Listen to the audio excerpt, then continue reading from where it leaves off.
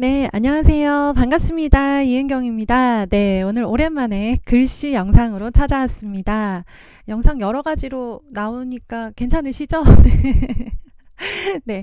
아, 참. 저희 네이버 카페, 슬기로운 초등생활 카페에 지금 많이 가입해주고 계시는데요. 네, 그곳에 보면 여름방학 생활계획표 파일도 올려놨어요. 보시고 활용하셨으면 좋겠습니다. 그리고 우리 더운 여름 힘내시라고 여러 가지 도서들과 이벤트들 다양하게 준비해놨으니까요. 카페 매일매일 들르셔서 행운의 주인공이 되셨으면 좋겠습니다.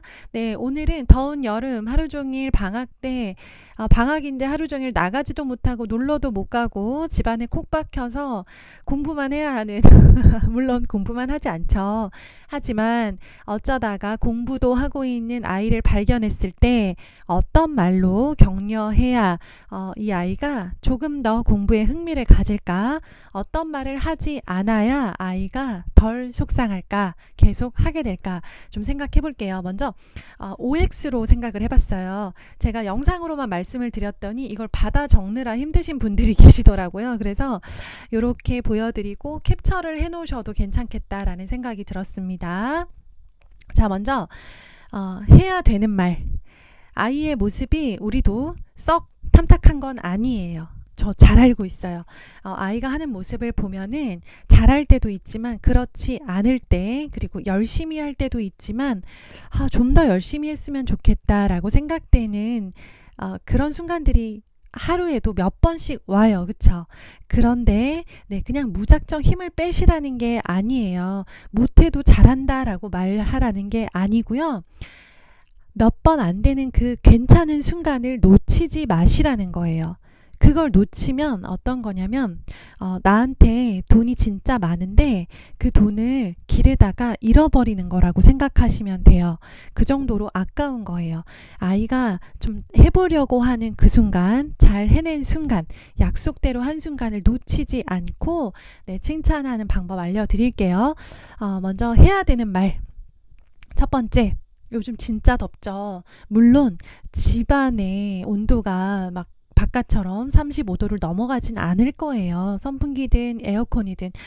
특히나 요즘 같은 한낮의 날씨에는 에어컨 없이는 너무너무 힘들어서 아이들이 집에 있는 가정에서는 대부분 에어컨을 켜고 사실 거예요. 그래서 실제로 아이들이 집안에만 있으면 되게 덥진 않아요. 어떤 집은 춥기도 할 거예요. 그런데 그냥 힘들다. 아이가 공부하는 게 힘들 수 있다. 왜냐하면 아이 입장에서는 날이 실제로 더워서 밖에서 막 공사 현장에서 일하는 그런 것 때문에 힘든 게 아니라 이 더운 여름에 이렇게 여름방학에 물놀이 한번 못 가보고 집에서 콕 박혀서 책을 읽거나 네, 방학 숙제를 하거나 공부를 해야 되는 상황 자체가 좀 힘들게 느껴져요. 아이들한테는 왜 방학인데 놀지 못해? 왜 방학인데 물놀이를 가지 못해? 라고 말하고 싶은 거죠. 그래서 열심히 하고 있는 모습을 봤을 때 저는 첫 번째, 이 날씨에 공부가 가능해? 라고 말을 해요. 한번 해보세요. 그러니까 아이들도 왜 잠깐씩 밖에 나갔다 오거나 하면 굉장히 덥잖아요. 그죠? 그 더위를 뚫고 아이들이 학원을 다녀오거나 했을 때도 이 날씨에 학원을 가는 게 가능하다고 하면서 마치 다른 아이들 혹은 나는 못할 것 같은데 혹은 예전에 너는 못했었는데 지금 너는 하는구나 라고 아이가 날씨와 상관없이 하기로 했던 걸 하는 모습에 초점을 맞춰주세요. 날씨를 갖다 붙인 거예요. 실제로 아이들이 그렇게 덥진 않습니다. 네. 두 번째, 문제를 풀어오죠. 그죠? 네. 풀어서 이제 검사를 맡으면, 그냥 이런 말도 되게 도움이 돼요. 힘이 돼요. 아이들한테는. 이런 문제가 이해가 된다고? 예, 제가 많이 쓰는 말이에요. 요즘. 저희 이제 두 아이들 모두, 학기 중에 바빠서 못 풀었던, 네, 문제집을 몇 가지 풀고 있는데요. 이런 문제를 너가 풀었다고? 이해가 된다고? 이게 무슨 말인지 이해가 돼서 지금 풀어서 맞춘 거야? 와, 가능하냐 이게? 6학년이 가능해? 중학교 1학년이 가능해? 가능하죠. 왜 가능 안 해요? 엄청 가능한 문제 풀어왔어요. 알아요. 예, 몰라서 그런 게 아니라 아이 입장에서도 작년에 비해 1학기 때에 비해서 조금 더 수준 높은 문제를 풀고 있는 중이에요. 예를 들면 저희 작은 아이는 3학년 수학 문제를 풀다가 이번 방학 들어서 4학년으로 점프를 했답니다. 그러면 본인 스스로 얼마나 뿌듯하겠어요. 자기가 생각해도 신기하죠. 안 풀리던 문제가 풀리는데. 그래서 한껏 으쓱해 있는데 그 아이한테 4학년 문제를 풀어온 아이한테 아, 이제 4학년 거 푸냐? 아, 진짜 라고 말을 할 수도 있어요. 그쵸? 너 언제 6학년 거 풀래? 언제 너는 중학교 거 풀래? 라고 할 수도 있죠. 근데 일부러 그렇게 말하지 않는 거예요. 그 말 하고 싶죠. 제 마음은 그 마음 맞아요. 그런데 그 말을 한다고 해서 아이가 갑자기 속도를 내서 5학년, 6학년 걸 끝내고 중학교 선행을 시작하게 되지는 않잖아요. 그럴 것 같으면 지금 하고 있는 아이의 성장에 초점을 맞추는 거예요. 야, 이런 문제 작년에 못 풀었었는데? 이런 문제 3월에 그때 해봤는데 안 됐었는데 지금 다시 풀 수 있네? 와, 이 문제가 이해가 된다고? 하면서 이제 아이가 새로운 영역의 문제, 새로운 수준의 문제에 도전했음을 부추겨 주는 거예요. 강조해 주는 거예요. 세 번째, 제가 많이 쓰는 멘트입니다. 이거 역시 네, 꼭 몇 학년 같아. 네, 우리 중학생이 되고 싶어하는 저희 집 막내한테는 이제 내년에 중학교 갈 생각에 부풀어 있기 때문에 와, 이거 진짜 6학년 같아. 지금 공부하는 모습 완전 아니야, 완전 중학생. 고등학생인가? 한 중3 정도 되는 것 같아. 라고 하면 정말 좋아해요. 네, 저희 큰아이 중학생이잖아요. 얘한테 쓰는 멘트는 또 달라야죠. 야, 고등학생 느낌 나. 지금 딱 모습.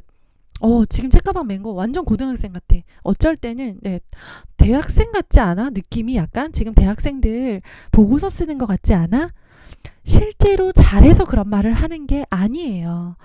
대학생 수준의 보고서 근처에도 못 갔어요. 못 가면 어떤가요? 우리 선수잖아요. 제가 말씀드렸잖아요. 우리 선수는 제가 키웁니다. 제가 코치잖아요. 지금 올림픽 많이 보시죠? 어떤 코치가 어떻게 선수들을 경기장 안으로 들여보내고 격려하는지 너무나 잘 보고 계시잖아요.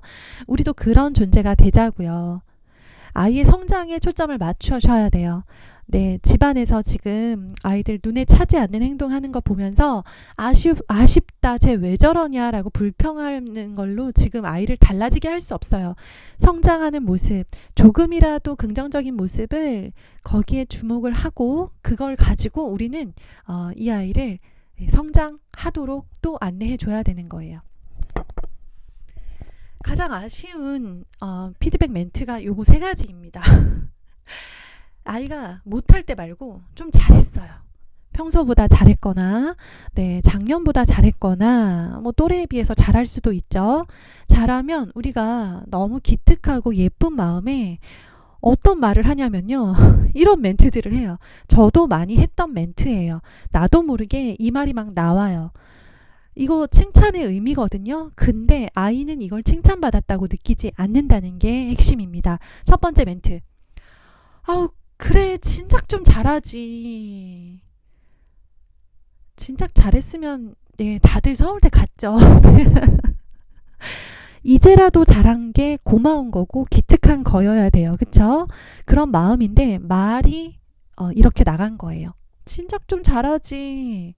진작 좀 잘했으면 얼마나 좋아 라고 하죠. 아이가 일기를 잘 써갖고 와요. 막 오늘따라 막 자유글쓰기 너무 잘 썼어요. 솔직히 좀 자랑하고 싶을 만큼 잘 썼어요. 그러면 진작 좀 잘하지. 어이구 하죠.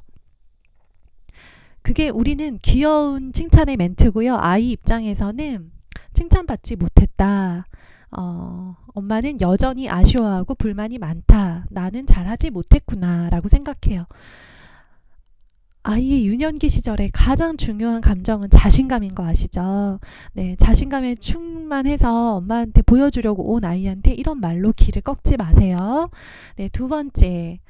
그래, 이거야. 이렇게 하라고 했었잖아. 문제를 이제 와서 잘 풀어온 애들 있죠? 네, 진짜 몇 번 설명했는데 이제서야 좀 제대로 푸는 애들을 보면 그래, 이렇게 푸는 거라고 했었잖아. 아, 진짜.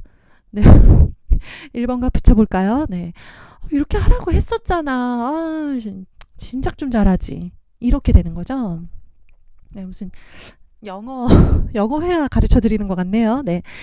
이렇게 하라고 했었잖아. 그러니까 약간 후회와 아쉬움이 엄마한테 계속 남아있는 감정인 거예요. 몇 번을 설명해서 계속 안 되더니 이제는 되네. 그러면 아우 이제 됐네 라고 피드백을 해줘야 되는데 아우 이제 풀 수 있네 해야 되는데 이렇게 풀으라고 했었잖아 라는 게 이제 말이 나오죠. 하도 여러 번 기다렸다 보니까. 네, 세 번째도 같은 맥락입니다. 아우 이제 좀 제대로 하네. 이제 좀 정신 차렸네. 이제 좀 안 시켜도 하네 하면서 이제 오늘 이제 좀 새로운 인생을 시작해 보려고 하는 아이한테 이미 늦었다라는 뉘앙스를 주는 거예요. 기껏 기다렸는데 이제 좀 하네. 돌아가네. 이게 이제 저도 이렇게 말씀을 드리는 이유가 뭐냐면 저희 둘째가 하도 느리다 보니까 계속 기다렸잖아요. 진분수 곱하기 진분수를 이제 풀었어요. 그걸 보면서 나도 모르게 아, 이제 좀 제대로 하네라는 말이 막 나온 거예요. 아이가 막 기뻐가지고 자기 혼자 신기해서 정답 맞춘 게 신기해서 막 팔짝팔짝 뛰는데 걷다 대고 제가 이 말을 했답니다. 아닌데 이렇게 하면 말하면 안 됐는데를 너무 절감하면서 정말 말 조심, 입 조심해야 되겠구나. 날이 덥고 새끼 밥을 하는 것 때문에 내가 힘들고 굉장히 쉽게 지치잖아요. 그것 때문에 열심히 이 날씨에 불구하고 열심히 해보려는 아이한테 너무 쉽게 말했구나 라는 생각이 들었습니다. 네, 저처럼 실수하지 마시라고 우리 어머님들이 해주면 좋은 말 또 하지 말고 꾹 참아야 되는 말 정리해 보았습니다. 오늘 하루 이것들 적용하시면서 해야 되는 말 3가지 꼭 하셨으면 좋겠고요. 이런 습관들 차곡차곡 쌓아서 우리 천국 가요. 감사합니다. 더위 잘 이겨내시고요. 코로나로부터도 안전하셨으면 좋겠습니다. 우리 운동과 독서와 칭찬 잘 이어갔으면 좋겠습니다. 내일은 행복한 책 이벤트로 찾아뵐게요. 감사합니다. 내일 뵙겠습니다.